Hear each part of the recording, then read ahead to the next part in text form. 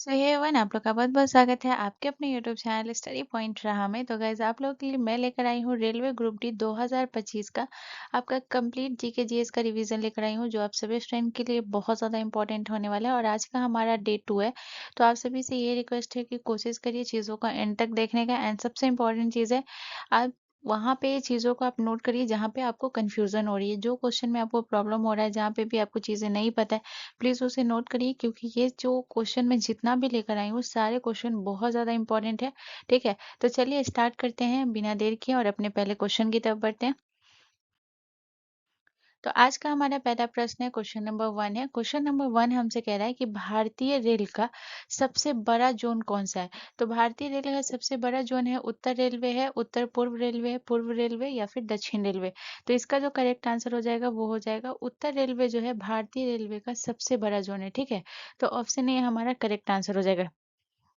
यहाँ पे आपको याद रखना है कि ये जो उत्तर रेलवे, जो कि भारतीय रेलवे का सबसे बड़ा जोन है, सबसे इम्पोर्टेंट क्वेश्चन है। तो यहाँ से आपको याद रखना है कि इस जोन की स्थापना कब हुई थी। स्थापना, ठीक है। तो इसका आपको डेट याद रखना है कि इस जोन की स्थापना हुई थी 1952 में। इस जोन की स्थापना हुई थी, ठीक है, 1952 में। और इसका मुख्यालय कहाँ है, तो ये भी याद रखिएगा, इसका मुख्यालय है नई दिल्ली। मुख्यालय, ठीक है। तो इसका मुख्यालय कहाँ है, इसका मुख्यालय है नई दिल्ली।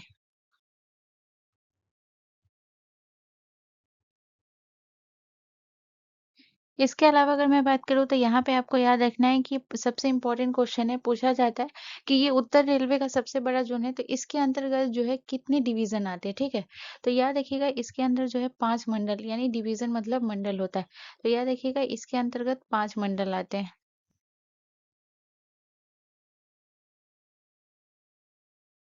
इसके अंतर्गत 5 मंडल आते हैं। तो 5, इसके अंतर्गत 5 मंडल जो आते हैं वो कौन-कौन से आते हैं, तो ये भी याद रखिएगा।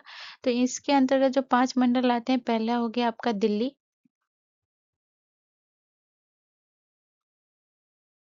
दिल्ली, इसके बाद हो गया अम्बाला। अम्बाला, ठीक है, दिल्ली, अम्बाला, इसके बाद फिरोजपुर। फिरोजपुर, ठीक है। इसके बाद आपका हो गया, और कौन सा हो गया, फिरोजपुर और लखनऊ। फिरोजपुर, लखनऊ और आपका मुरादाबाद। और मुरादाबाद, ठीक है। तो ये हो गया उत्तर रेलवे का। इसके अलावा अगर मैं बात करूँ तो याद रखिएगा उत्तर पूर्व रेलवे, ठीक है। तो उत्तर पूर्व रेलवे जो है ये आपका, इसका जो मुख्यालय है वो कहाँ है, तो याद रखिएगा इसका मुख्यालय है गोरखपुर।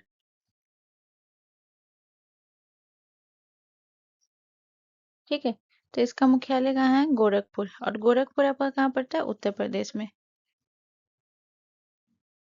गोरखपुर, और गोरखपुर कहाँ पड़ता है,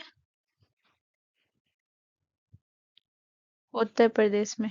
ठीक है, इसके अलावा अगर मैं बात करूँ तो याद रखिएगा कि ये इसकी भी स्थापना कब हुई थी, तो इसकी भी स्थापना 1952 में ही हुई थी। ठीक है, इसकी स्थापना कब हुई थी, तो इसकी स्थापना 1952 में हुई थी। इसके अलावा आपको याद रखना है कि इसके अंतर्गत जो है ये कितने मंडल आते हैं। इसके अंतर्गत जो है 3 मंडल आते हैं, सॉरी 3 नहीं 4 मंडल आते हैं।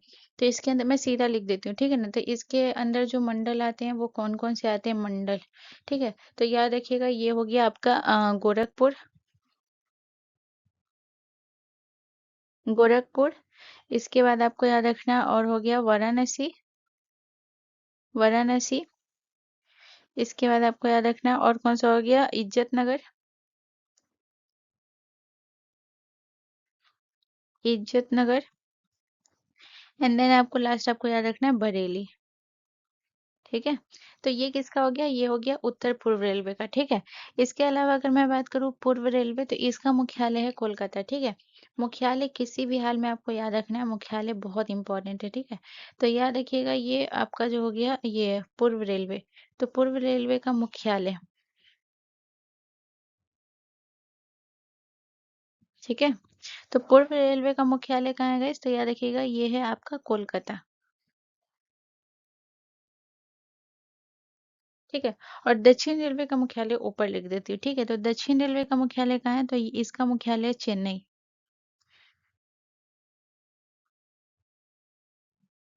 ठीक है।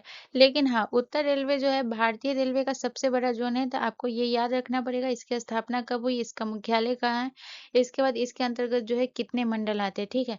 मैंने ये जो है आपको इसलिए बताया क्योंकि ये बहुत इंपॉर्टेंट है, ठीक है। चलिए नेक्स्ट क्वेश्चन की तरफ। अगला क्वेश्चन हमारा क्वेश्चन नंबर 2 है गाइस। क्वेश्चन नंबर 2 कह रहा है कि निम्नलिखित में से कौन सा त्योहार तेलुगु नववर्ष की शुरुआत का प्रतीक है। तो तेलुगु नववर्ष की शुरुआत का प्रतीक उगादी है, ओणम है, गुड़ी पड़वा है या फिर पोंगल है। तो इसका जो करेक्ट आंसर हो जाएगा वो कौन सा हो जाएगा, तो ऑप्शन जो हमारा ए है वो करेक्ट आंसर हो जाएगा, उगादी। उगादी याद रखिएगा 3 राज्य का नववर्ष है। उगादी अगर मैं बात करूँ तो सबसे पहले याद रखिएगा ये जो है आपके आंध्र प्रदेश का नववर्ष है। आंध्र प्रदेश का नववर्ष है, ठीक है। इसके बाद आपको याद रखना है और किस राज्य का हो गया, आंध्र प्रदेश, तेलंगाना, तेलंगाना एंड अगला राज्य याद रखिएगा कर्नाटक। ठीक है। तो याद रखिएगा ये जो है आपके इसका जो है नववर्ष है आंध्र प्रदेश, तेलंगाना और कर्नाटक। इसके बाद अगर मैं बात करूँ तो यहाँ पे आपको याद रखना है युग और आदि। युग मतलब होता है उगादि, तो इसका मतलब होता है युग प्लस आदि यानी कि नए युग की शुरुआत, ठीक है ना। ये आप समझ जाइएगा, नववर्ष है तो नए युग की शुरुआत। इसमें जो है पूछा जाता है, सबसे इम्पोर्टेंट चीज़ है कि जो उगादि में है ना एक प्रसिद्ध भोजन बनता है, ठीक है, व्यंजन बनता है। तो इसमें जो विशेष व्यंजन बनता है वो कौन सा व्यंजन होता है, विशेष व्यंजन। तो याद रखिएगा ये जो व्यंजन बनता है ये आपका बनता है उगादी पचड़ी।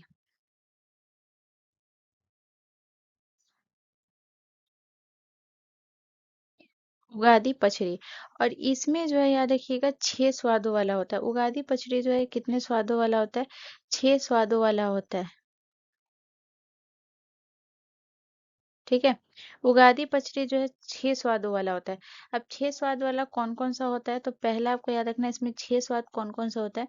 तो इसमें जो डलाता है वो नीम। नीम जो हो गया ये क्या होता है, नीम कड़वा होता है, ठीक है। इसके बाद दूसरा जो है ये क्या हो गया, गुड़, ठीक है। गुड़ जो हो गया ये क्या हो गया, मीठा हो गया। तो दूसरा स्वाद हो गया कड़वा मीठा। इसके बाद इसमें और क्या डलाता है, तो तीसरा यहाँ पे याद रखिएगा इमली। और ये क्या होता है, ये होता है खट्टा। ये एग्जाम में पूछा हुआ है, ठीक है ना, ये एग्जाम में पूछा हुआ है 6 स्वाद में 6 स्वाद वाला क्वेश्चन, इसलिए मैं आपको इसे बता रही हूँ, ठीक है। इसके बाद अगर मैं बात करूँ तो यहाँ पे जो है और क्या डलाता है इसमें, तो नमक। पहले मैं ये लिख देती हूँ, ठीक है, नमक। इसके बाद याद रखिएगा पांचवा आपको याद रखना है मिर्च, मिर्च, ठीक है। इसके बाद आपको छठा याद रखना और कौन सा हो गया, मिर्च होता है। इसके बाद आपका जो है कच्चा आम, 6 स्वाद वाला होता है, ठीक है। तो ये हो गया आपका जो है इमली खट्टा हो गया, नमक जो है ये आपका क्या हो गया, नमक, मिर्च और कच्चा आम, ये मतलब नमकीन हो गया, कच्चा आम भी खट्टापन हो गया, ठीक है ना। तो ये सब जो है ये 6 स्वाद जो होता है इसमें ये आपको याद रखना है। इसमें अगर मैं बात करूँ तो याद रखिएगा कि जो जीवन का जो विभिन्न अनुभव होता है ना उसका प्रतीक है, ठीक है ना। तो ये जीवन के विभिन्न अनुभव का प्रतीक है। तो यहाँ पे मैं लिख देती हूँ,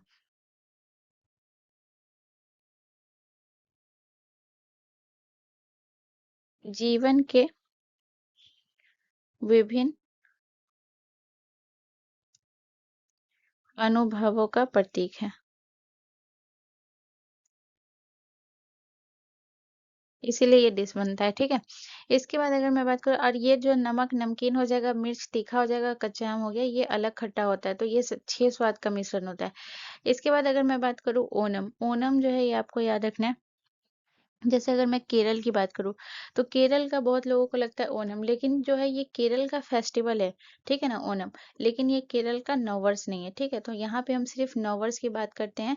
तो सबसे पहले यहाँ पे अलग अलग स्टेट लिख लेती हूँ, जैसे केरल का नववर्ष क्या होता है। इसके बाद अगर मैं बात करूँ तमिलनाडु का नववर्ष क्या होता है, आप लोग भी सोचिए तमिलनाडु का नववर्ष क्या होता है। इसके बाद असम का नववर्ष क्या होता है, असम का, ठीक है। इसके बाद अगर मैं बात करूँ तो और आपका कौन सा हो गया, जैसे बंगाल हो गया, बंगाल का नववर्ष क्या होता है? तो यहाँ पे जो है इस स्टेट का याद रखिएगा। जैसे अगर मैं केरल के नववर्ष की बात करूँ तो केरल का नववर्ष होता है आपका ये क्या कहते हैं विशु। विशु जो है ये केरल का नववर्ष है। इसके बाद तमिलनाडु की बात करूँ तो बहुत लोगों को लगता है पोंगल, ठीक है? पोंगल जो है ये एक फसल पर्व है तमिलनाडु का, लेकिन नववर्ष नहीं है। तो तमिलनाडु का नववर्ष क्या है? तो तमिलनाडु का नववर्ष है पुथंडू। पुथंडू, ठीक है। इसके बाद असम की अगर मैं बात करूँ तो असम का नववर्ष है बिहू। तो बोहाग बिहू जो है ना 4 प्रकार का बिहू होता है, ठीक है। बोहाग बिहू जो होता है ना ये असम का नववर्ष होता है, ठीक है। बोहाग बिहू। इसके बाद अगर मैं बात करूँ बंगाल तो बंगाल पश्चिम बंगाल का जो है ये हो गया पोइला बोईसाख, ठीक है ना। पोइला बोईसाख ये पश्चिम बंगाल का नववर्ष है, ठीक है। तो इतना पॉइंट आपको याद रखना है। चलिए नेक्स्ट क्वेश्चन की तरफ। अगला क्वेश्चन हमारा क्वेश्चन नंबर 3 है गाइस। क्वेश्चन नंबर 3 कह रहा है कि शुंग वंश के बाद मगध में किस वंश का शासन आया? तो शुंग वंश के बाद जो है मगध में कौन से वंश का शासन आया था गाइस? तो इसका करेक्ट आंसर क्या हो जाएगा? गुप्त वंश, कण्व वंश, कुषाण वंश या फिर सातवाहन वंश। तो इसका करेक्ट आंसर हो जाएगा कण्व वंश, ठीक है। कण्व वंश का शासन आया था तो ऑप्शन बी हमारा करेक्ट आंसर हो जाएगा। कण्व वंश की अगर मैं बात करूँ तो याद रखिएगा कि इस वंश का संस्थापक कौन था?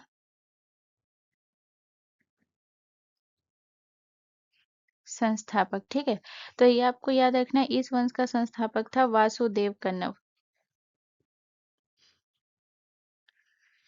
वासुदेव कन्नव। इसके अलावा अगर मैं बात करूँ इस वंश की राजधानी कहाँ थी? ठीक है। तो ये आपको याद रखना है इस वंश की राजधानी थी पाटलिपुत्र।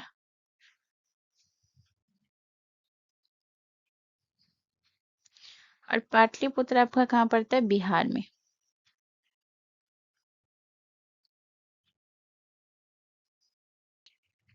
और इस वंश का जो काल था वो कब से कब तक था? यानी इस वंश ने शासन कब से कब तक किया था? तो इस वंश का काल था 75 ईसा पूर्व से 30 ईसा पूर्व तक। 75 ईसा पूर्व से 30 ईसा पूर्व।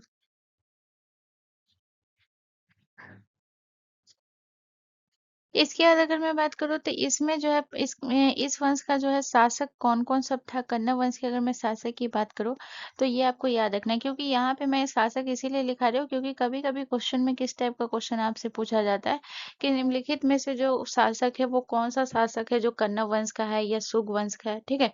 तो यहाँ पे जो है आपसे शुंग वंश के बाद किस वंश का? कन्नव वंश का। तो कन्नव वंश के शासक की बात करूँ तो कन्नव वंश में जो है कौन से शासक ने शासन किया? तो पहला जो है जो कि संस्थापक था तो पहला कौन हो जाएगा? वासुदेव कन्नव। वासुदेव कन्नव। इसके बाद जो है और किसने शासन किया था? तो वासुदेव का पुत्र था भूमि मित्र कन्नव। भूमि भूमि मित्र कन्नव, ठीक है। इसके बाद नारायण कन्नव।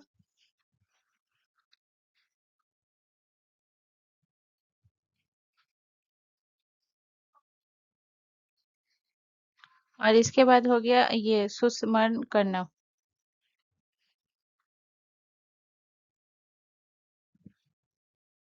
कन्नव, ठीक है। तो ये जो है शासक है और याद रखिएगा वासुदेव कन्नव जो था ये तो पहला तो हो गया संस्थापक जो कि मैं दो बार रिपीट कर चुकी हूँ जो कि मुझे नहीं करना चाहिए था। ये लिखा हुआ है आपका, ठीक है। ये जो है बस एक चीज याद रखिएगा कि इसने जो है ये जो शासन आया था तो इसने क्या किया था शुंग वंश के बाद। तो शुंग वंश के कौन से शासक को ये हत्या करके ये किया था? तो याद रखिएगा वासुदेव कन्नव जो था जो शुंग वंश का शासक था कौन था? देवहूति, ठीक है। तो देवभूति की हत्या करके जो है सत्ता प्राप्त की थी, ठीक है। तो यहाँ पे इसे मैं इरेज कर देती हूँ, ठीक है। आपको बस वासुदेव के बारे में याद रखिएगा किसकी हत्या करके? ये याद रखिएगा देवभूति की हत्या करके।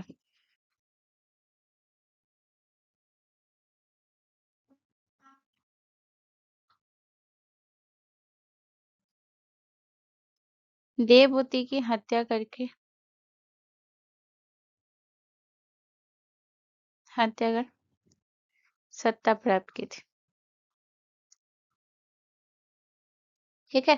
तो इतना पॉइंट आपको याद रखना है और याद रखिएगा ये जो वासुदेव कन्नव था, इसका काल जो है ये कब से कब तक था, इसने शासन किया था, तो इसने शासन किया था 75 75 ईसा पूर्व से लेकर के 66 ईसा पूर्व तक जो है इसने शासन किया था, ठीक है? तो ये आपको याद रखना है। इसके बाद अगर मैं बात करूँ तो जैसे यहाँ पे जो है मगध वंश के जो है बहुत सारे शासक बहुत सारे वंश ने जो है शासन किया है। तो याद रखिएगा यहाँ पे मैं लिखा रही हूँ मगध वंश पर शासन करने वाले।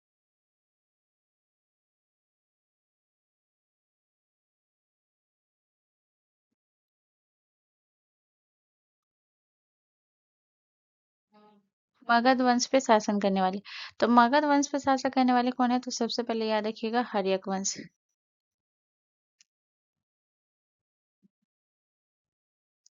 इसके बाद याद रखिएगा शिशुनाग वंश।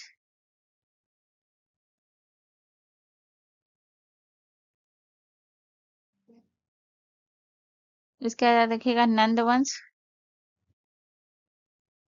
इसके बाद हो गया मौर्य वंश। ठीक है। इसके बाद याद रखिएगा नंद वंश, मौर्य वंश। इसके बाद जो है शुक वंश। फिर इसके बाद जो आया था वो किस वंश का शासन था? कन्नव वंश का। और कन्नव वंश के बाद जो है सातवाहन वंश ने शासन किया था। ये क्रम याद रखिएगा, ठीक है ना? क्रम बहुत ज्यादा पूछा जाता है। जैसे मैंने यहाँ क्वेश्चन था शुक वंश के बाद क्वेश्चन आपसे ये भी पूछ सकता है कि शुक वंश से पहले किस वंश का शासन था, ठीक है ना? तो ये जो है मैं आपको क्रम वाइज लिखा रही हूँ, याद रखिएगा, ठीक है? सातवाहन वंश का शासन आया और सातवाहन वंश के बाद जो है आपका जो है गुप्त वंश का शासन था, ठीक है? गुप्त वंश का शासन था। तो पहले हर्यक वंश ने शासन किया था, फिर शिशुनाग ने, फिर नंद वंश ने, फिर मौर्य वंश ने, शुंग वंश, कन्नव वंश, सातवाहन वंश और फिर गुप्त वंश ने शासन किया था। ठीक है, चलिए नेक्स्ट क्वेश्चन की तरफ चलते हैं। अगला क्वेश्चन हमारा क्वेश्चन नंबर 4 है गाइस। क्वेश्चन नंबर 4 हमसे कह रहा है कि हाल ही में रामसर स्थल घोषित गोगा बिल झील किस राज्य में स्थित है? तो हाल ही में रामसर स्थल घोषित गोगा बिल झील, तो ये जो है बहुत इंपॉर्टेंट क्वेश्चन है। अभी हाल ही में अगर मैं बात करूँ तो नवंबर में इसे घोषित किया गया है। इसे घोषित कब किया गया? तो याद रखिएगा नवंबर 2025 में इसे घोषित किया गया है। नवंबर 2025 में इसे घोषित किया गया, ठीक है? तो बताइए ये जो है गोगाबिल झील जो है ये कहाँ है? तो ये है आपके बिहार में, ठीक है? बिहार में जो है ये है आपका, इसे घोषित किया गया है रामसर स्थल। अभी अगर मैं बात करूँ तो याद रखिएगा कि जो बिहार में अभी जो है, बिहार में कुल रामसर स्थल कितने हैं? तो याद रखिएगा बिहार में कुल रामसर स्थल,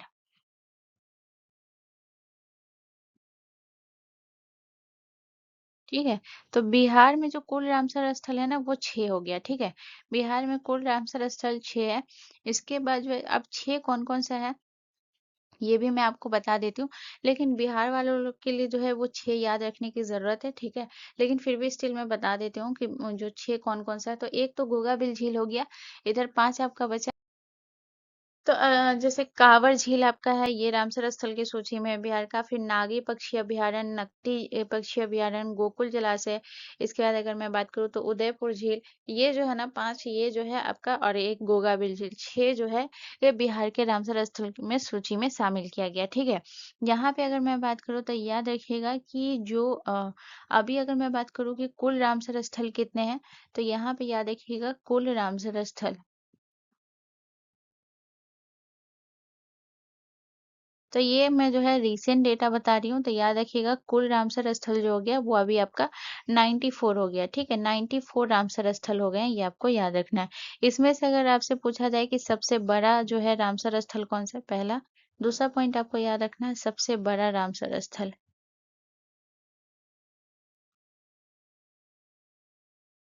सबसे बड़ा रामसर स्थल।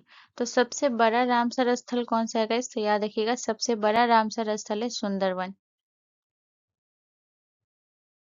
सुंदरवन, जो कि ये आपका कहाँ है? तो सुंदरवन जो है ये आपके पश्चिम बंगाल में है।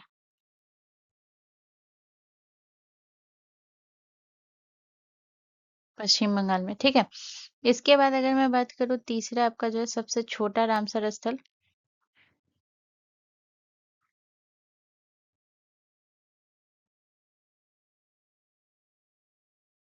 सबसे छोटा रामसर स्थल। तो सबसे छोटा रामसर स्थल कौन सा है? तो ये है आपका रेणुका झील, ठीक है? सबसे छोटा रामसर स्थल कौन सा है? तो रेणुका झील। रेणुका झील।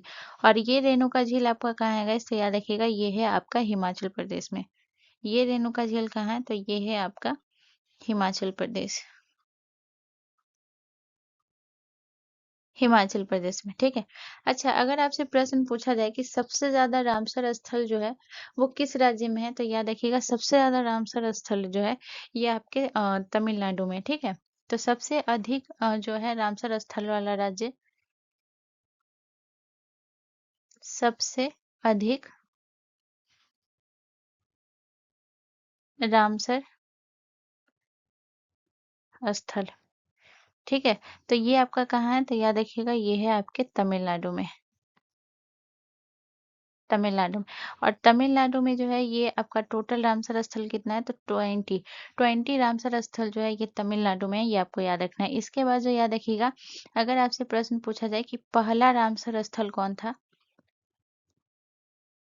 पहला रामसर स्थल मैं एक भी कंफ्यूजन नहीं रखूंगी गाइस, जितना कोशिश हो सकेगा मैं उतना ज्यादा क्लियर करने की कोशिश करूंगी, ठीक है।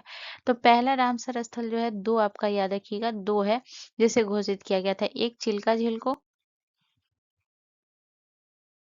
चिल्का झील को, ठीक है।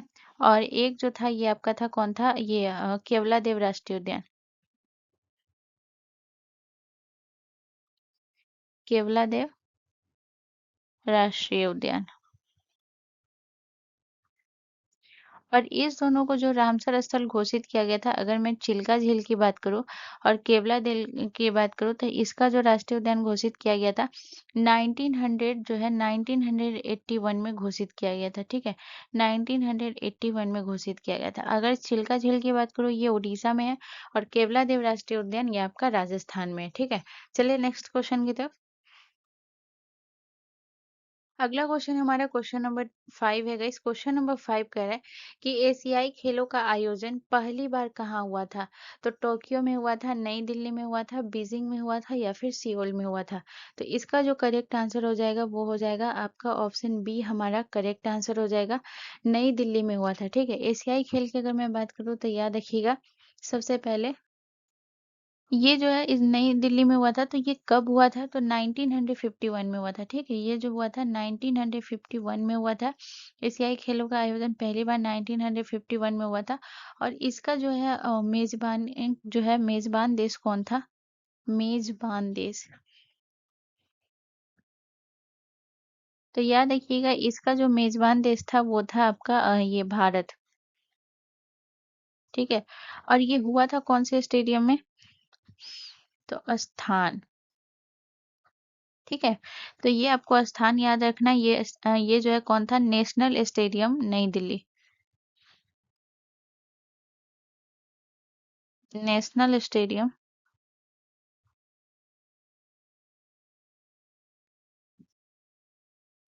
नेशनल स्टेडियम मैं अभी बता दूं, इसे नेशनल स्टेडियम कहा जाता है अभी।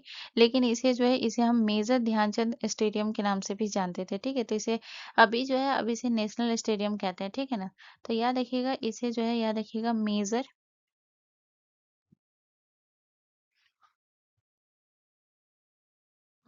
Dhyanchand national stadium.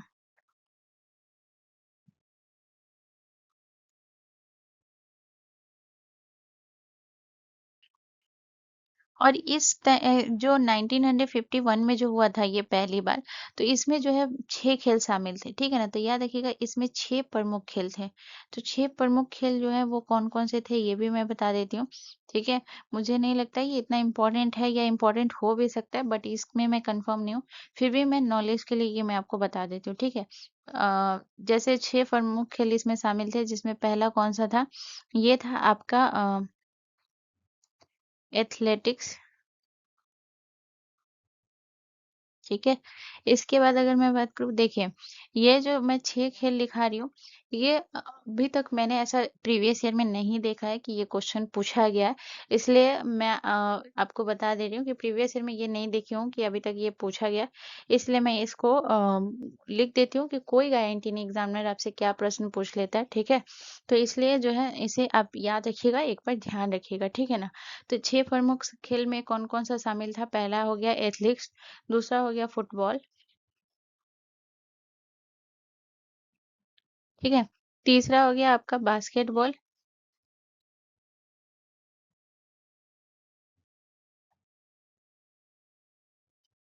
Basketball,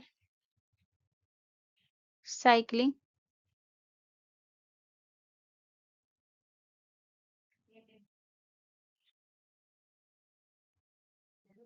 cycling. इसके बाद हो गया स्विमिंग।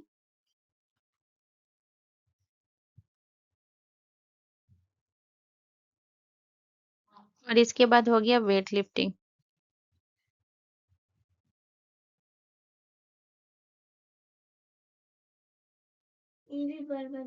वेट लिफ्टिंग, ठीक है। तो ये 6 शामिल थे। अच्छा, जब ये जो 1951 में जो पहली बार जो ये एशियाई खेल हुआ था, तो इसमें भारत ने कुल कितने पदक जीते थे? तो याद रखिएगा, इस एशियाई खेल में जो है भारत ने कुल कितने पदक जीते थे? भारत ने कुल 51 पदक जीते, ठीक है। भारत ने कुल कितने पदक जीते थे? 51 पदक, ठीक है, 51। अब यहाँ पे अगर मैं बात करूँ तो ये जो 51 पदक है, तो कितने स्वर्ण पदक थे, कितने कांस्य पदक, ये भी याद रखना है, ठीक है। तो यहाँ पे आपको याद रखना है, स्वर्ण पदक जो थे वो 15 थे। स्वर्ण पदक 15 था। इसके बाद जो है अगर मैं बात करूँ, ये रजत पदक जो था वो 16 था। और ये कांस्य पदक जो है ये कितना था? कांस्य, तो कांस्य पदक जो था ये 20 था। तो कुल जो था ये कितना था? कुल 51 था, ठीक है। और भारत का जो स्थान था वो कितना था? तो याद रखिएगा, भारत का स्थान दूसरा था, ठीक है। तो यहाँ पे आप लिख लीजिएगा कि भारत का स्थान जो था वो दूसरे नंबर पे था। भारत का पदक तालिका में दूसरा स्थान, ठीक है, दूसरा स्थान था। यहाँ पे अगर मैं बात करूँ तो एक चीज आप याद रखिएगा कि पहले नंबर पे जापान था और तीसरे नंबर पे ईरान था, ठीक है। तो जो है पहले नंबर पे कौन था? तो याद रखिएगा, पहले स्थान पे कौन था पदक तालिका में? तो पहले स्थान पर जो था वो जापान था। इस और जापान के पास जो है कुल कितने पदक थे? तो जापान के पास कुल 60 पदक, कुल 60 पदक, ठीक है। चलिए नेक्स्ट क्वेश्चन की तरफ। और हाँ, एक चीज और याद रख लीजिएगा कि ये जो है 1951 में भी भारत में ने ही मेजबानी की थी, और 1982 में भी जो है वो भारत की नई दिल्ली में हुआ था। यानी भारत ने 2 बार मेजबानी की थी, एक 1951 में और एक जो मेजबानी की थी, ये जो है आपको याद रखना है। दूसरा पॉइंट याद रखिएगा, 1982 में, ठीक है, 1982 में भारत ने 2 बार मेजबानी की। भारत ने 2 बार मेजबानी मेजबानी की। थोड़ा-सा जो है वो आप इसे ये करके लिख लीजिएगा। यहाँ पे जो है ना ये बताना ज़रूरी था, ये आप याद रखिएगा, क्योंकि पूछा जाता है कि दूसरी बार मेज़बानी भारत ने कब की थी? ये भी क्वेश्चन बहुत इम्पोर्टेंट है, ठीक है?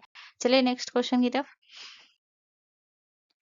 अगला क्वेश्चन हमारा क्वेश्चन नंबर 6 है गाइस। क्वेश्चन नंबर 6 कह रहा है कि द व्हाइट टाइगर नामक पुस्तक के लेखक कौन है? तो द व्हाइट टाइगर नामक पुस्तक के लेखक कौन है? तो इसका जो करेक्ट आंसर हो जाएगा वो हो जाएगा अरविंद अडिगा। ऑप्शन डी हमारा करेक्ट आंसर हो जाएगा, अरविंद अडिगा है। अगर मैं बात करूँ तो द व्हाइट टाइगर का जो है ये प्रकाशन कब हुआ था? तो याद रखिएगा, इसका प्रकाशन 2008 में हुआ था, और 2008 में ही द व्हाइट टाइगर के लिए अरविंद अडिगा को बुकर पुरस्कार मिला था, ठीक है। 2008 में कौन सा पुरस्कार मिला था? बुकर पुरस्कार। बुकर पुरस्कार से सम्मानित किया गया था। यहाँ पे अगर मैं बात करूँ अरविंद अडिगा की और भी पुस्तक, तो अरविंद अडिगा की और कौन कौन सी पुस्तक है? तो और हाँ, एक चीज याद रखिएगा, द व्हाइट टाइगर जो पुस्तक थी, ये जो है किस चीज के लिए थी? तो याद रखिएगा, ये जो है भारत की सामाजिक, इसके बाद असमानता और भ्रष्टाचार पर आधारित थी, ठीक है ना। तो भारत के सामाजिक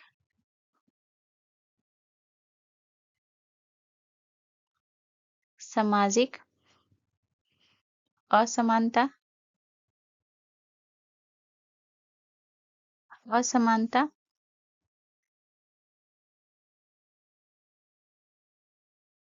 और भ्रष्टाचार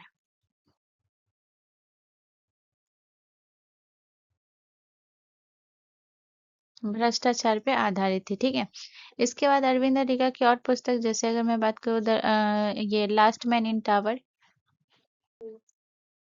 last man in tower, last man, last man in tower, ठीक है। इसके बाद अगर मैं बात करूँ और इनकी कौन सी पुस्तक है, तो याद रखिएगा सिलेक्शन डे। सिलेक्शन डे जो है इन्हीं की पुस्तक है, ठीक है।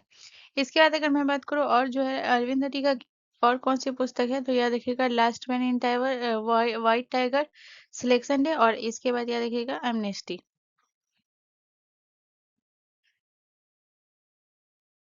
ठीक है। यहाँ पे अगर मैं बात करूँ तो यहाँ पे आपको याद रखना है कि ये जो है आपका लास्ट मैन इन टावर जो है ये एक संघर्ष पे आधारित ये पुस्तक थी, और सिलेक्शन डे जो है ये क्रिकेट पे आधारित थी, ठीक है।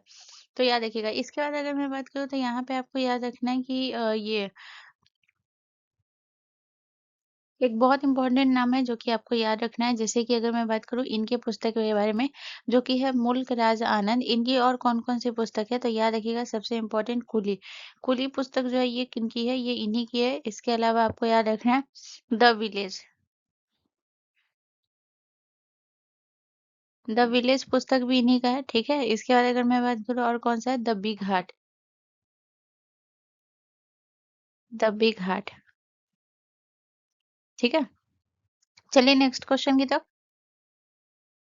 अगला क्वेश्चन हमारा क्वेश्चन नंबर 7 है गाइस। क्वेश्चन नंबर 7 कह रहा है कि कार्बन यौगिक विद्युत के कुचालक क्यों होते हैं। तो कार्बन यौगिक जो होते हैं वो विद्युत के कुचालक क्यों होते हैं? ठोस प्रकृति के कारण, आयनिक प्रकृति के कारण, उच्च गलनांक के कारण, या फिर कोई आयन नहीं बनाते हैं। तो विद्युत का कुचालक जो होते हैं वो क्यों होते हैं? क्योंकि ये कोई आयन नहीं बनाते हैं। तो ऑप्शन डी हमारा करेक्ट आंसर हो जाएगा, ठीक है। यहाँ पे आपको याद रखना है कि आयन नहीं होता है, इसीलिए क्या होता है, इसलिए जो इलेक्ट्रॉन की जो मुक्त गति जो होती है ना वो नहीं हो पाती है, ठीक है। तो आयन नहीं होने के कारण क्या होता है, इसलिए इलेक्ट्रॉन की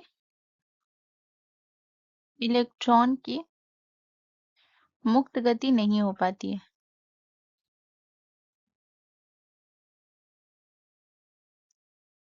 मुक्त गति नहीं होती है। इसके बाद आपको याद रखना है कि जो कार्बन यौगिक होते हैं ना, ये कार्बन यौगिक, तो कार्बन यौगिक जो होते हैं ये कोवैलेंट बंधों से जो है ये बने होते हैं, ठीक है ना। तो याद रखिएगा ये जो है कोवैलेंट, कोवैलेंट बंधों से बने होते हैं, ठीक है। यहाँ पे अगर मैं बात करूँ तो यहाँ पे आपको याद रखना है कि जो ये जो कार्बन यौगिक होते हैं, तो कार्बन यौगिक जो है ये आपके कौन कौन से होते हैं, ठीक है ना। तो यहाँ पे मैं आपको बता रही हूँ कार्बन यौगिक के बारे में। कार्बन यौगिक वो यौगिक होते हैं जो खासकर आपका और हाइड्रोजन, ऑक्सीजन, नाइट्रोजन, सल्फर इस सब से मिलकर बना होता है, ठीक है। तो यहाँ पे अगर मैं बात करूँ कार्बन यौगिक, तो कार्बन यौगिक में जैसे आपका जो है सरल सिंपल कंपाउंड आपने पढ़ा होगा, जिसमें आपका मीथेन, एथेन, प्रोपेन वगैरह आता है। तो कार्बन यौगिक में आपका आ जाता है सिंपल कंपाउंड,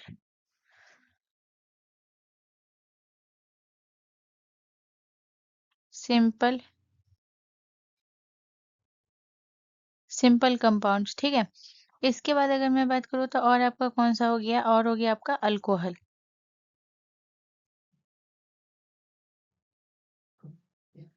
अल्कोहल्स। अल्कोहल में आपका जैसे मेथेनॉल, एथेनॉल वगैरह हो गया, ये आपका अल्कोहल्स हो गया। इसके बाद अगर मैं बात करूँ तो कार्बन यौगिक में और आपका कौन सा आएगा, एसिड आएगा। जिसने आपने पढ़ा होगा फॉर्मिक एसिड वगैरह जो पढ़ा होगा, तो ये आपका आ जाएगा एसिड, ठीक है। इसके बाद अगर मैं बात करूँ तो और आपका आ जाएगा पॉलीमर आ जाएगा, हाइड्रोकार्बन आ जाएगा। ये सब आपके कार्बन यौगिक होते हैं, ठीक है, पॉलीमर।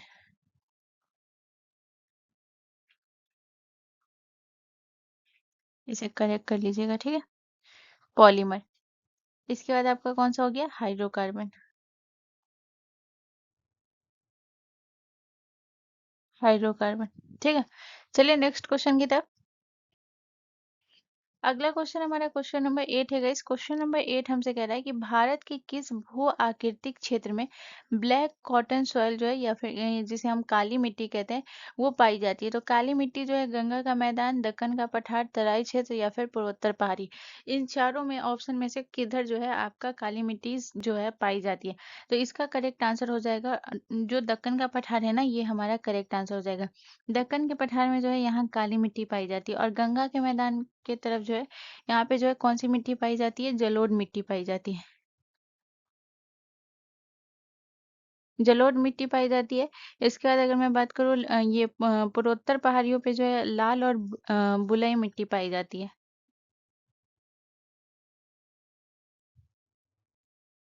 लाल और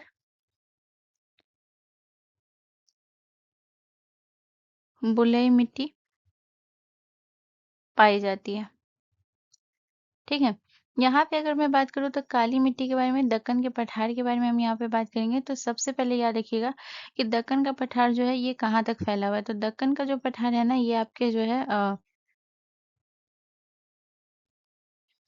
तो याद रखिएगा ये कौन कौन से राज्य में है? तो ये हो गया आपका महाराष्ट्र। इसका जो है कौन कौन से राज्य में ये फैला हुआ है, तो ये हो गया आपका, याद रखिएगा कौन कौन सा राज्य हो गया, महाराष्ट्र।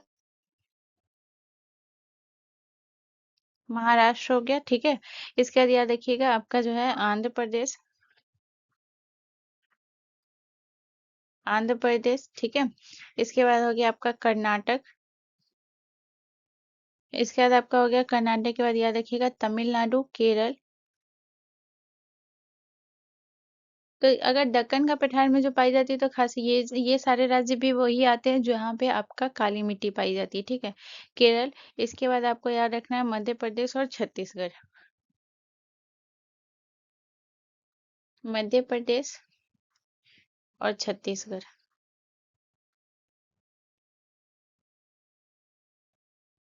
छत्तीसगढ़, ठीक है। तो इतना पॉइंट आपको याद रखना है। इसके अलावा अगर मैं बात करूँ तो यहाँ पे आपको याद रखना है कि इसका जो है काली मिट्टी का जो है जो अन्य नाम होता है वो क्या होता है। तो यहाँ पे आपको याद रखना है काली मिट्टी का जो अन्य नाम होता है वो होता है रेगूर। तो इसका अन्य नाम, दो नाम याद रखिएगा। इसे कपासी मिट्टी के नाम से भी जानते हैं, कपासी मिट्टी के नाम से भी जानते हैं, और इसे रेगूर मिट्टी के नाम से भी जानते हैं। इसका दो नाम है, रेगूर मिट्टी, ठीक है। इसके अलावा अगर मैं बात करूँ तो यहाँ पे काली मिट्टी के बारे में और आपको क्या याद रखना है, काली मिट्टी के बारे में और आपको याद रखना है कि ये जो है आपका, इसका जो निर्माण होता है इस मिट्टी का, ये कैसे होता है। तो याद रखिएगा ये जो काली मिट्टी का निर्माण,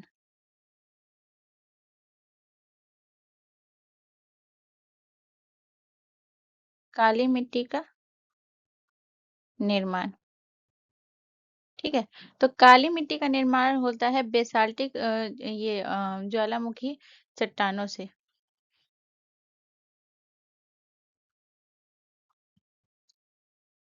बेसाल्टिक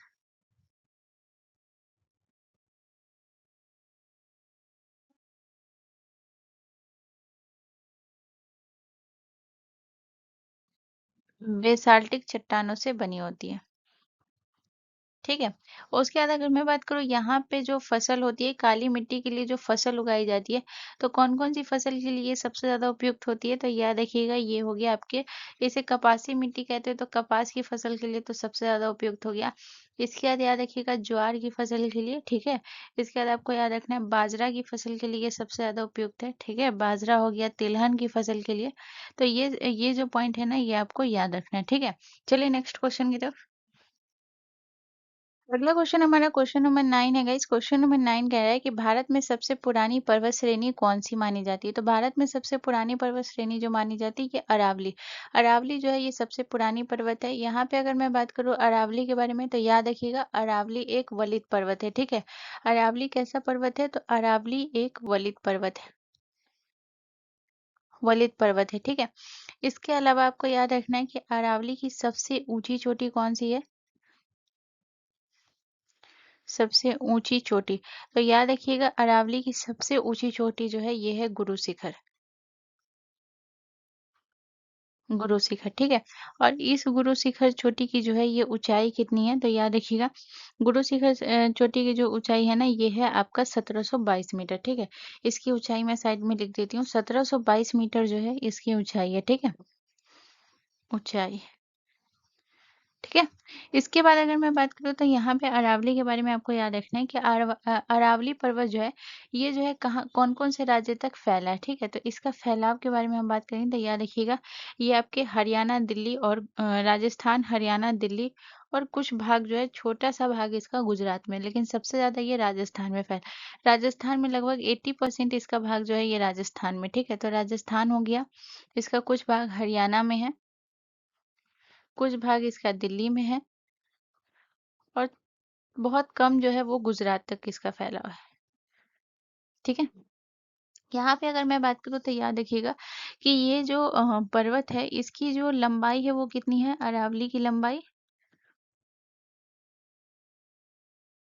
तो याद रखिएगा इसकी लंबाई जो है ये कितनी है, तो इसकी लंबाई है 692 किलोमीटर।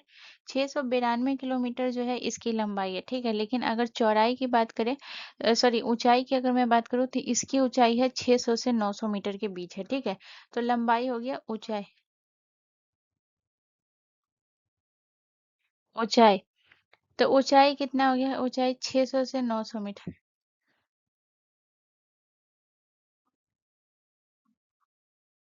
600 से 900 मीटर।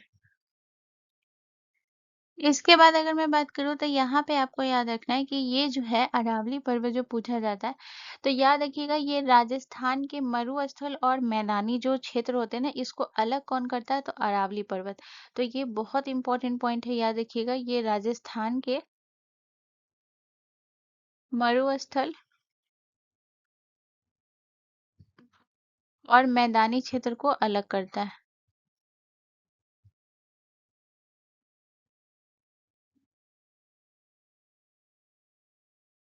मैदानी क्षेत्र को अलग करता है, ठीक है। इसके बाद अगर मैं बात करूँ तो यहाँ से याद रखिएगा कि अरावली से जो है कौन-कौन सी नदियाँ निकलती है। तो यहाँ पे जो है अगर मैं नदियों की बात करूँ अरावली से कौन-कौन सी नदियाँ निकलती है, तो सबसे इम्पोर्टेंट पॉइंट है यही याद रखिएगा, ठीक है।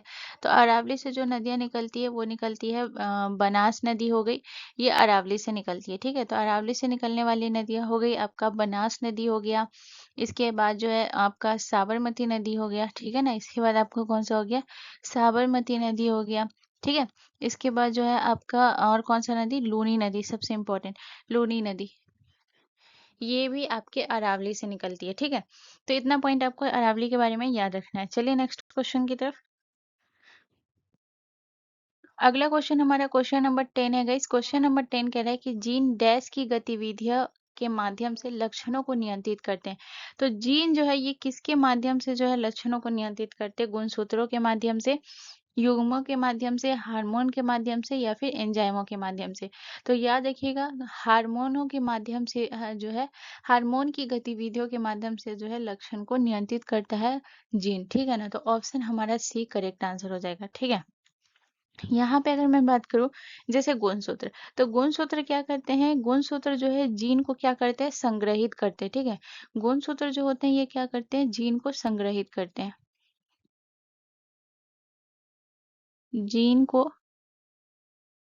संग्रहित करते हैं।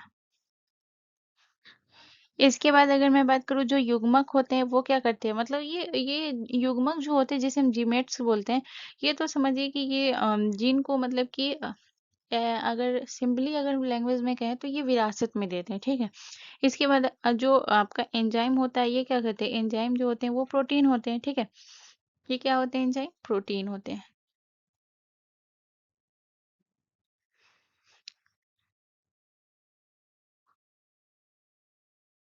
प्रोटीन होते हैं, ठीक है।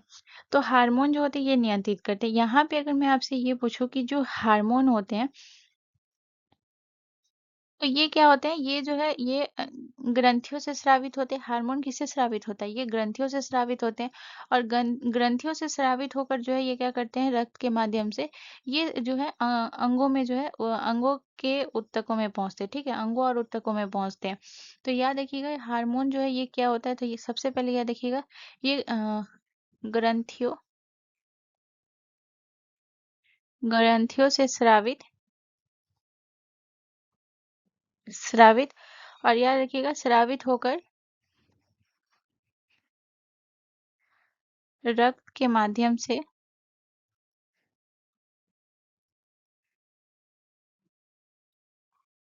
रक्त के माध्यम से अंगों और ऊतकों तक पहुंचते हैं,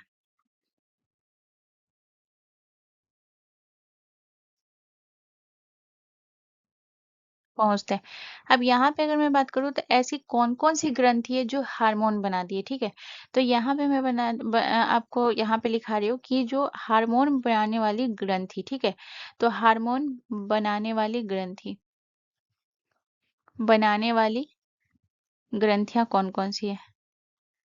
जिसे हम ग्लैंड बोलते हैं, ग्रंथियाँ मतलब ग्लैंड, ठीक है?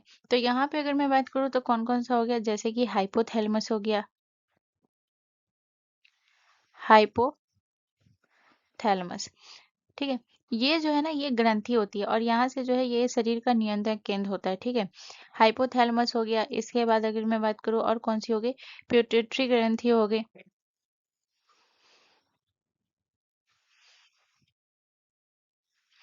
पिट्यूटरी ग्रंथि हो गई।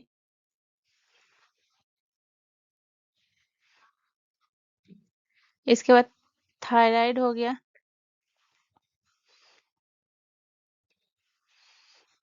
थायराइड हो गया। इसके बाद अगर मैं बात करूँ और कौन सा हो गया? ये एड्रीनल, इसे तो आपातकालीन ग्रंथि भी कहते हैं, एड्रीनल को। इसके बाद अगर मैं बात करूँ तो और कौन सा हो गया? पीनियल, ठीक है। इसके बाद जो है अग्नाशय हो गया। ये जो है ना ये अग्नाशय, जैसे अग्नाशय आप लोग बोलेंगे कि ये एंजाइम को करता है, लेकिन अग्नाशय एंजाइम नहीं है, इंसुलिन आपने सुना होगा। और इंसुलिन जो स्रावित होता है, जो मधुमेह यानी कि जो डायबिटीज को नियंत्रित करता है, तो वो अग्नाशय जो है ये आपका अग्नाशय से ही स्रावित होता है, जो इंसुलिन हार्मोन होता है, ठीक है। चलिए नेक्स्ट क्वेश्चन की तरफ। अगला क्वेश्चन हमारा क्वेश्चन नंबर 11 है गाइस। क्वेश्चन नंबर 11 कह रहा है कि भारतीय संविधान सभा की स्थापना किस योजना के अंतर्गत हुई थी? तो भारतीय संविधान सभा की स्थापना जो है ये वेवेल योजना, माउंटबेटन योजना, कैबिनेट मिशन योजना या फिर क्रिप्स मिशन। तो इसका जो करेक्ट आंसर हो जाएगा वो हो जाएगा ऑप्शन हमारा सी, करेक्ट आंसर हो जाएगा। कैबिनेट मिशन योजना के तहत हुआ था और ये मिशन हुआ था 1946 में, ये मिशन हुआ था, ठीक है। इस योजना का जो था ये इस योजना का उद्देश्य क्या था? तो कैबिनेट मिशन योजना का उद्देश्य बहुत इंपॉर्टेंट है, याद रखिएगा। तो इसका उद्देश्य था जो भारत में है ना शांति और लोकतंत्र की रक्षा के लिए क्या था? ब्रिटिश सरकार से जो है ना सत्ता हस्तांतरण पर जो है चर्चा करना था, ठीक है। तो याद रखिएगा शांति और भारत में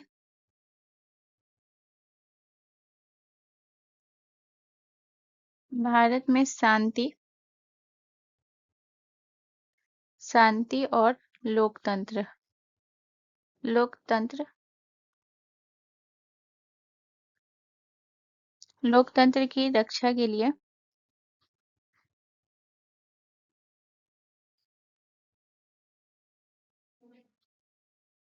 ब्रिटिश सरकार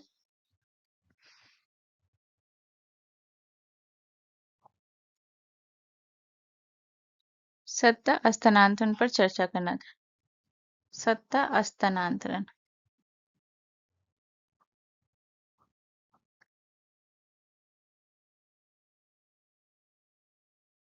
चर्चा करना, ठीक है। और याद रखिएगा ये इसमें जो है भारत के लिए जो है संविधान सभा का गठन हुआ था और इसी के लिए जो है भारत में संविधान सभा का गठन हुआ था।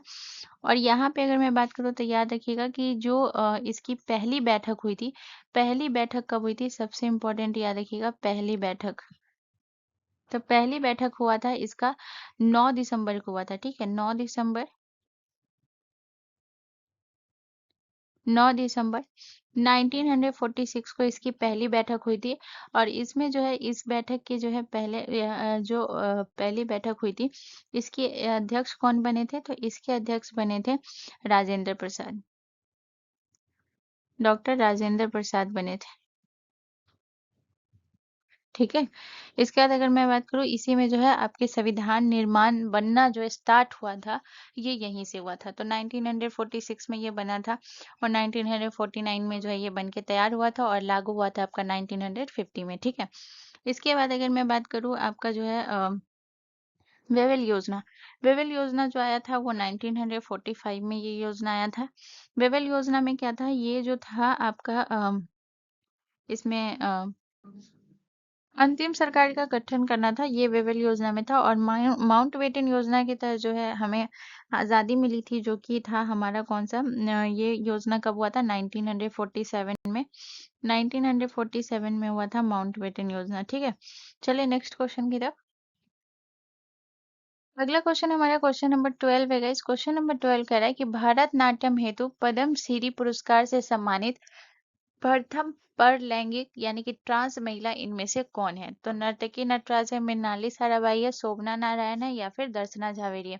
तो इसका जो करेक्ट आंसर हो जाएगा वो हो जाएगा ऑप्शन ए, हमारा करेक्ट आंसर हो जाएगा नर्तकी नटराज है। इनके बारे में अगर मैं बात करूँ तो याद रखिएगा, ये भारत की पहली ट्रांसजेंडर कलाकार है जिन्हें पद्मश्री पुरस्कार मिला। ठीक है, तो याद रखिएगा, भारत की पहली ट्रांस महिला, भारत की पहली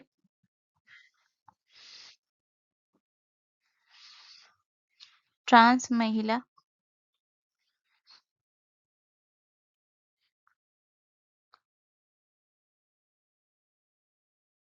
ट्रांसजेंडर लिख लीजिए। ठीक है, ट्रांसजेंडर, ट्रांसजेंडर महिला कलाकार पद्मश्री प्राप्त करने वाली।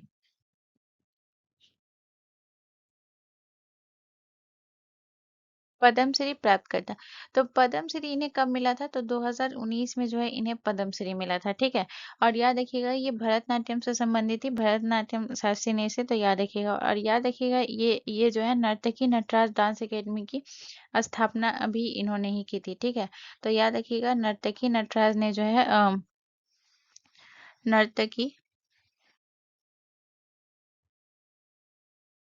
नटराज डांस एकेडमी,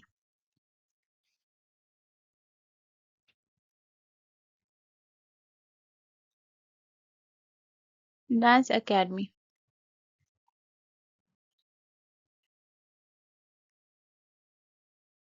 ठीक है। तो इसकी इसकी जो इसकी संस्थापक है। ठीक है, संस्थापक कौन है, तो स्थापना जो है इन्होंने ही की थी। ठीक है। तो संस्थापक यही है। इसके अलावा अगर मैं बात करूँ तो यहाँ पे आपको याद रखना है, जैसे मृणाली साराभाई, तो सबसे इम्पोर्टेंट नाम है मृणाली साराभाई का। तो ये जो है किससे संबंधित है, तो ये भरतनाट्यम और कथकली से संबंधित है।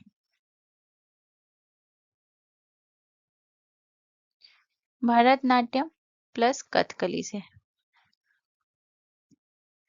इसके बाद अगर मैं बात करूँ शोभना नारायण, तो शोभना नारायण जो है ये आपके कथक से संबंधित है। और दर्शना झावेरी की अगर मैं बात करूँ तो याद रखिएगा, ये आपके मणिपुरी से संबंधित है।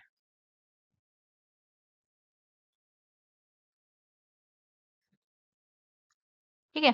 तो इतना पॉइंट आपको याद रखना है। यहाँ पे अगर मैं बात करूँ तो यहाँ पे आपको याद रखना है, जो मृणाली साराभाई है इन्हें भी पद्मश्री पुरस्कार मिला था। तो मृणाली साराभाई को जो है पद्मश्री पुरस्कार से कब सम्मानित किया गया था, पद्मश्री। ठीक है। तो याद रखिएगा, इन्हें पद्मश्री मिला था 1956 में। 1956 में इन्हें पद्मश्री मिला था। ठीक है। चलिए नेक्स्ट क्वेश्चन की तरफ। अगला क्वेश्चन हमारा क्वेश्चन नंबर 13 है। क्वेश्चन नंबर 13 कह रहा है कि दक्षिण एशियाई एथलेटिक्स चैंपियनशिप 2025 में भारत ने कुल कितने पदक जीते थे। तो दक्षिण एशियाई एथलेटिक्स चैंपियनशिप 2025 में भारत ने टोटल जो है 58 पदक जीते थे। ठीक है, ऑप्शन बी हमारा करेक्ट आंसर हो जाएगा। और याद रखिएगा, ये जो दक्षिण एशियाई एथलेटिक्स चैंपियनशिप 2025 जो आयोजन इसका हुआ था, ये कहाँ हुआ था, आपके झारखंड। और झारखंड के कहाँ, तो झारखंड के रांची में। ठीक है, झारखंड के कहाँ हुआ था, झारखंड के रांची में हुआ था। ठीक है। इसके बाद अगर मैं बात करूँ तो याद रखिएगा, इसमें जो है भारत का जो प्रदर्शन की अगर मैं बात करूँ तो भारत ने कुल कितने पदक जीते, भारत ने कुल 58 पदक जीते। ठीक है। तो 58 पदक में जो है याद रखिएगा, स्वर्ण पदक जो है भारत ने कितना जीता था, तो यहाँ पे आपको याद रखना है स्वर्ण पदक जो है ये 20। इसके बाद आपको याद रखना है रजत पदक 20। और इसके बाद याद रखिएगा कांस्य पदक, कांस्य पदक 18। इसके बाद अगर मैं बात करूँ तो याद रखिएगा, ये जो चैंपियनशिप हुआ था ये आपका था चौथा। कौन सा संस्करण था दक्षिण एशियाई का, तो संस्करण अगर मैं बात करूँ तो यहाँ पे आपको याद रखना है चौथा संस्करण था, ठीक है, चौथा संस्करण था। इसके बाद अगर मैं बात करूँ तो यहाँ पे आपको याद रखना है कि कौन से स्टेडियम में हुआ था ये। तो स्थान आपका जो है, ये तो आपको जगह याद है कि रांची में हुआ था, लेकिन स्टेडियम याद रखिएगा बिरसा मुंडा फुटबॉल स्टेडियम, ठीक है, बिरसा मुंडा, बिरसा मुंडा,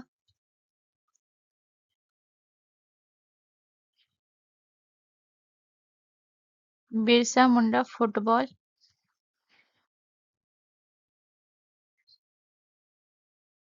स्टेडियम। इसके बाद अगर मैं बात करूँ, इसमें जो है प्रतिभागी देश जो है ये कौन-कौन से थे, तो इसमें प्रतिभागी देश की अगर मैं बात करूँ, तो यहाँ पे आपको याद रखना है, इसमें प्रतिभागी देश था भारत,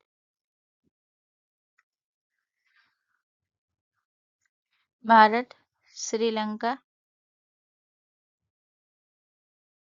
श्रीलंका, नेपाल, बांग्लादेश, ठीक है। इसके बाद मालदीव,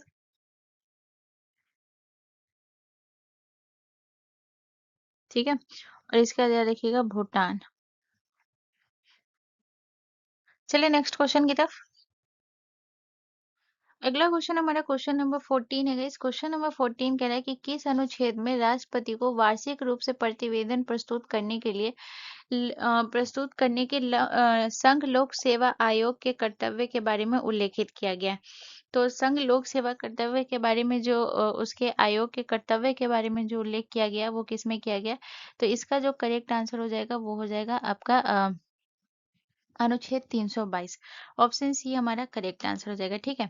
इसके बाद अगर मैं बात करूँ तो यहाँ पे आपको याद रखना है, जैसे संघ लोक सेवा आयोग से संबंधित जो अनुच्छेद है,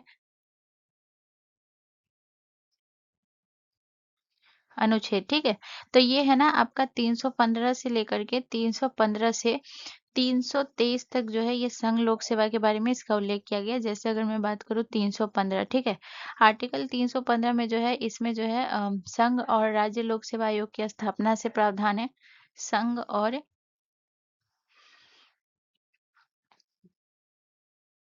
राज्य लोक सेवा आयोगों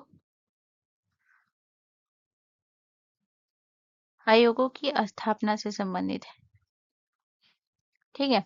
इसके बाद जो है 316 की अगर मैं बात करूँ तो 316 में जो है ये क्या है, तो इसमें जो है ये सदस्य या फिर जो अध्यक्ष हो गए, ये जो है नियुक्ति और कार्यकाल से संबंधित है। तो अगर आपसे पूछा जाए संघ लोक सेवा आयोग की नियुक्ति और कार्यकाल से संबंधित कौन सा है, तो याद रखिएगा 316 है।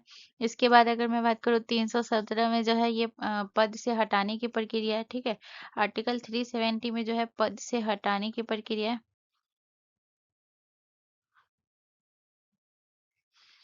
पद से हटाने की प्रक्रिया है, ठीक है।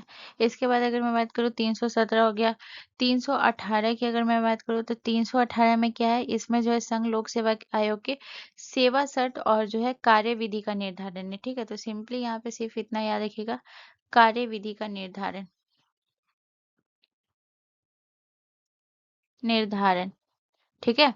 इसके बाद 319 में जो है ये पुनर्नियुक्ति है। 320 में जो है यहाँ पे जो है कार्य और कर्तव्य हैं, जैसे कि परीक्षा आयोजित वगैरह कराना। और 320 में जो है ये आपका 320 में जो है परीक्षा आयोजित कराना है। और 319, मैंने गलत, 319 में जो है ये पुनर्नियुक्ति की है, ठीक है। चलिए नेक्स्ट क्वेश्चन की तरफ। अगला क्वेश्चन है हमारा क्वेश्चन नंबर 15 है। क्वेश्चन नंबर 15 हमसे कह रहा है कि हाल ही में राष्ट्रीय लोक सेवा प्रसारण दिवस 2025 कब मनाया गया? तो राष्ट्रीय प्रसारण लोक सेवा दिवस जो है ये कब मनाया गया था? 12 नवंबर को हर वर्ष मनाया जाता है। तो ऑप्शन डी हमारा करेक्ट आंसर हो जाएगा। 12 नवंबर को क्यों मनाया जाता है और ये क्या है? तो याद रखिएगा 12 नवंबर को जो महात्मा गांधी ने 12 नवंबर 1947 को, ठीक है, तो यहाँ पे आपको याद रखना है महात्मा गांधी, महात्मा गांधी 12 नवंबर 1947, ठीक है, 12 नवंबर 1947 को ऑल इंडिया रेडियो,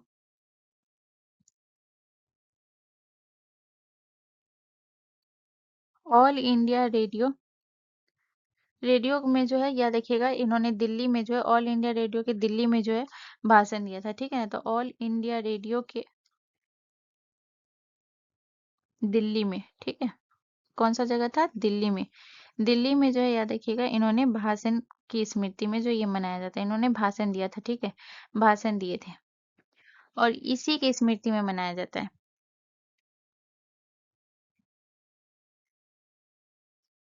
इसी स्मृति में मनाया जाता है, मनाया जाता है, ठीक है। चलिए नेक्स्ट क्वेश्चन की तरफ। अगला क्वेश्चन हमारा क्वेश्चन नंबर 16 है। क्वेश्चन नंबर 16 कह रहा है कि भारत का सबसे बड़ा राज्य क्षेत्रफल के आधार पर कौन सा है? तो भारत का सबसे बड़ा राज्य क्षेत्रफल के आधार पे राजस्थान है और जनसंख्या के आधार पे जो है ये उत्तर प्रदेश है। जनसंख्या के आधार पर उत्तर प्रदेश, ठीक है।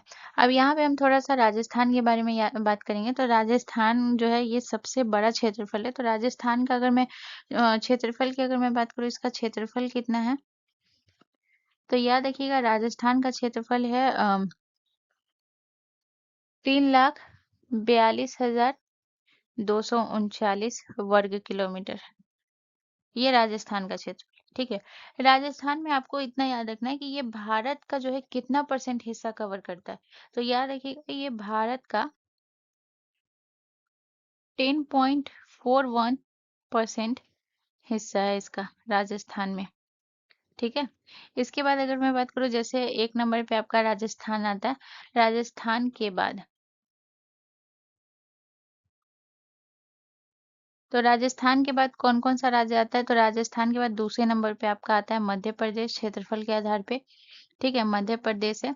इसके बाद अगर मैं बात करूँ आपका महाराष्ट्र है, महाराष्ट्र है।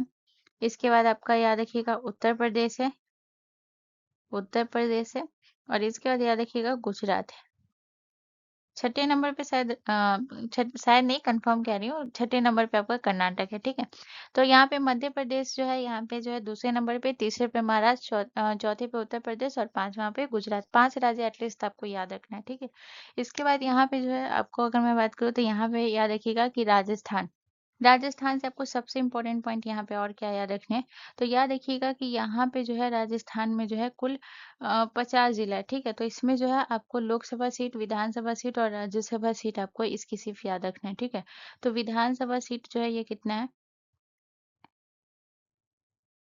तो याद रखिएगा विधानसभा सीटें जो है ये आपको ध्यान रखना है, ये है ये राजस्थान की विधानसभा सीटें हैं 200, ठीक है। विधानसभा सीटें कितनी है? 200 है। इसके बाद अगर मैं बात करूँ लोकसभा सीटें कितनी है?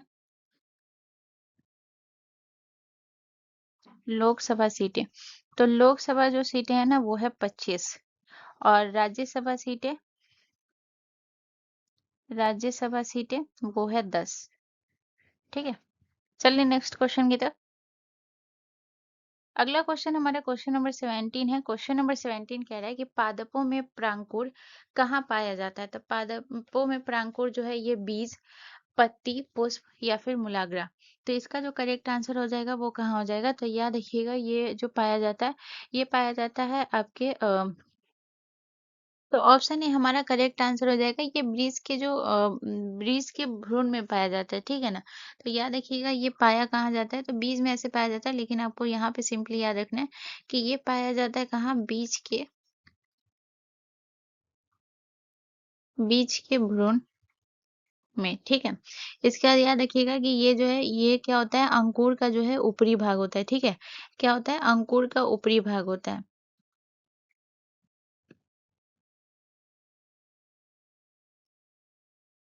अंकुर का ऊपरी भाग होता है, ठीक है। अंकुर का ऊपरी भाग होता है। इसके बाद याद रखिएगा, ये जो होता है ना, ये बीज पत्र के ऊपर स्थित होता है। बीज पत्र के ऊपर स्थित होता है।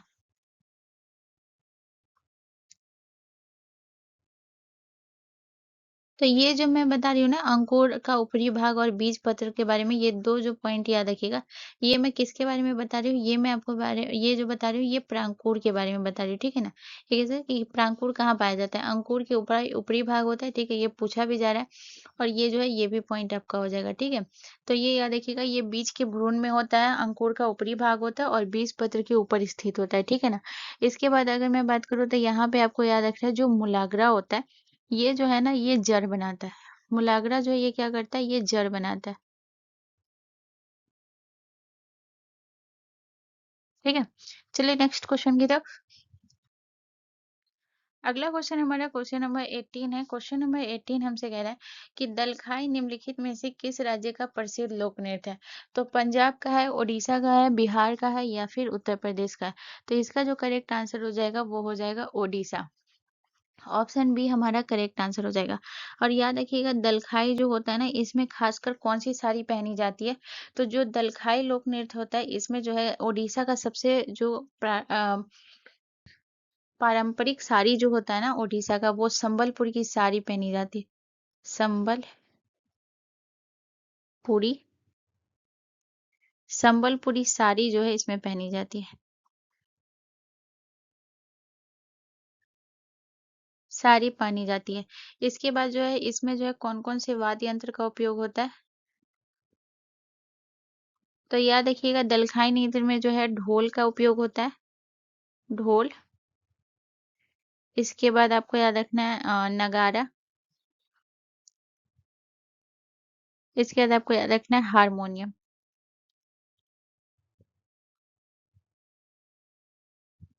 ठीक है। ये होता है, ठीक है। इसके बाद याद रखिएगा कि ये राधा कृष्ण की प्रेम कथा पर आधारित होता है।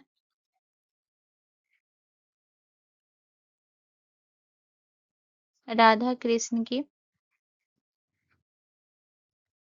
प्रेम कहानियों पर आधारित होता है। आधारित होता है, ठीक है। तो ये हो गया। इसके बाद अगर मैं बात करूँ, तो यहाँ पे आपको याद रखना है ओडिशा।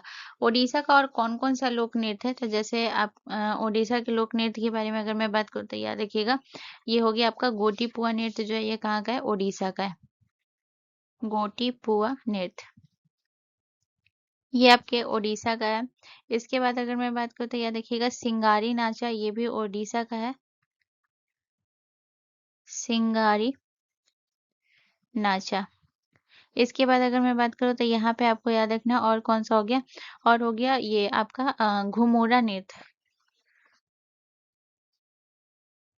घुमोरा नृत्य, ये भी आपके कहाँ का हो गया? ये हो गया आपके ओडिशा का, ठीक है। तो इतना पॉइंट आपको याद रखना है। चलिए नेक्स्ट क्वेश्चन की तरफ। अगला क्वेश्चन हमारा क्वेश्चन नंबर 19 है। क्वेश्चन नंबर 19 कह रहा है कि पृथ्वी की सतह के करीब वायुमंडल की परत क्या कहलाती है? तो पृथ्वी की सतह के करीब वायुमंडल परत जो है, वो है क्षोभमंडल, ठीक है। तो यहाँ पे सिर्फ आपको याद रखना है, पृथ्वी वायुमंडल की कितनी परतें हैं? तो 5 परतें हैं, ठीक है। तो कौन कौन सा हो गया? तापमंडल, बहिमंडल, समताप मंडल, क्षोभ मंडल। और एक जो है आपका नहीं लिखा है, ठीक है ना। क्षोभ मंडल, समताप मंडल, बहिमंडल, ताप मंडल, एक होगा आपका मध्य मंडल। तो ये 5 मंडल होता है, जिसमें क्षोभ मंडल जो होता है, इसमें मौसम से संबंधित घटना होती है, जैसे आंधी, वर्षा, ये सब जो होता है, ये क्षोभ मंडल में होता है। मौसम से संबंधित घटना, ठीक है। और जो है समताप मंडल में जो वायुयान वगैरह जो उड़ते हैं, वो समताप मंडल में, ठीक है ना। और याद रखिएगा, जो मध्य मंडल होती है, ये सबसे ठंडी परत होती है। सबसे ठंडी परत कौन सी होती है? मध्य मंडल, ठीक है। और याद रखिएगा यहाँ पे जो है तापमंडल में ताप से ही आप याद रखिएगा कि यहाँ पे तापमान बहुत अधिक होता है, ठीक है ना? और रेडियो तरंगे जो होती है तापमान मंडल में ही परिवर्तित होती है, ठीक है? चलिए नेक्स्ट क्वेश्चन की तरफ। अगला क्वेश्चन हमारा क्वेश्चन नंबर 20 है गाइस। क्वेश्चन नंबर 20 कह रहा है कि मिट्टी की लवणता एवं क्षारीयता की समस्या का दीर्घकालीन समाधान किससे होता है? तो ये जो है इसके जो है किससे होता है, तो इसका जो करेक्ट आंसर हो जाएगा वो हो जाएगा जिप्सम का प्रयोग होता है इसमें। ठीक है, ऑप्शन बी हमारा करेक्ट आंसर हो जाएगा। अगर मैं बात करूँ तो जिप्सम का जो है रासायनिक नाम क्या होता है?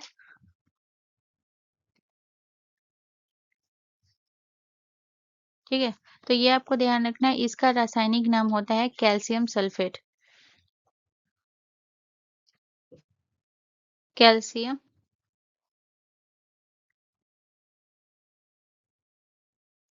कैल्शियम सल्फेट होता है और इसका सूत्र क्या होता है?